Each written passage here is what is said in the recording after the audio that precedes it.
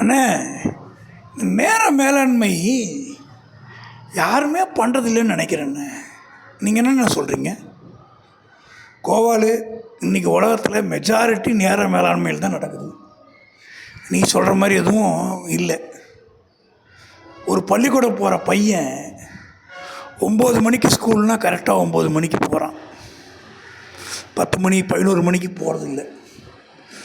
சில அலுவலகங்களில் 9 மணிக்கு ஆஃபீஸ் ஸ்டார்ட் ஆகுதுன்னா 9:05 போயிடல, 9:10 போகணும். அதுக்கு மேலே போனால் அரை நாள் சம்பளத்தையே கட் பண்ணிவிடுவாங்க. ஏன்? ஒரு பரீட்சை எழுத போகிறான் ஒரு பையன், அரை மணி நேரம் லேட்டாக போனால் அவன் பரீட்சையை எழுத முடியாது. நேர மேலாண்மைங்கிறது இன்றைக்கி உலகம் ஃபுல்லாகவே அற்புதமாக செயல்பாட்டில் இருக்குது. ஒரு ஏரோப்ளேன் கிளம்பணுமா சரியான நேரத்தில் கிளம்புது, சரியான நேரத்தில் இறங்குது. நீ ரயில் எடுத்துக்க, கிளம்புற டைம் கரெக்டாக இருக்குது, எக்ஸாக்டாக சரியான நேரத்தில் கிளம்புறாங்க. இடையில கொஞ்சம் தோய்வு வந்தால் கூட அதை மேக்கப் பண்ணி சேர்கிற நேரமும் கொண்டாந்து முடிக்கிறாங்க. அப்படி ஒரு பொதுப்படையாக எந்த விஷயத்தையும் நம்ம இந்த மாதிரி நடக்காது போகாது அப்படி சொல்லக்கூடாது. நம்மக்கிட்ட பயிற்சி இல்லை, அதுதான், வேறு ஒன்றும் இல்லை. இப்போ ஒரு டிவி தொலைக்காட்சி தொடர் எடுத்துக்க, ஏதோ ஒரு சீரியல் பேர் சொல்லலை, மாலை 7 மணிக்கு வரணும், ஷார்ப்பாக வருது. நம்பிக்கையாக பல லட்சம் பேர் உட்காந்துருக்காங்க டிவி முன்னாடி.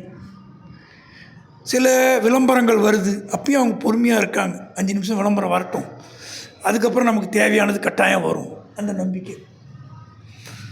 ஒரு தொலைக்காட்சி தொடரை இன்றைக்கி 7 மணிக்கு, நாளைக்கு காலையில் 6 மணிக்கு, அடுத்த நாள் காலையில் 3 மணிக்கு, அதுக்கு அடுத்த நாள் 12 மணிக்கு போட்டால் மக்களால் எப்படி தொடர்ந்து பார்க்க முடியும்?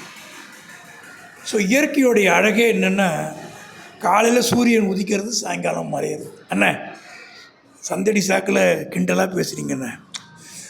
கிண்டல் இல்லைப்பா, ஃபேக்ட், யதார்த்தம். எதையுமே முறைப்படி செஞ்சால் வெற்றிங்கிறது இலகுவாகிடும். ஒரு பயிற்சி, அது சொல்லுவாங்க, ஒரு விஷயத்தை 40 நாள் செஞ்சால் அந்த விஷயத்தில் சக்ஸஸ் ஆகலான்னு. துறவி ராமகிருஷ்ண பரமஹம்சர் வெல்லம் சாப்பிடக்கூடாது முடிவு பண்ணி 40 நாள் சாப்பிடாமல் இருந்தார். எதுக்கோசரம்? ஒரு சின்ன பையனுக்கு ஆலோசனை சொல்கிறது. அதுக்கப்புறமா அந்த பையன்கிட்ட வெல்லம் சாப்பிடாத தம்பின்னு சொன்னார்.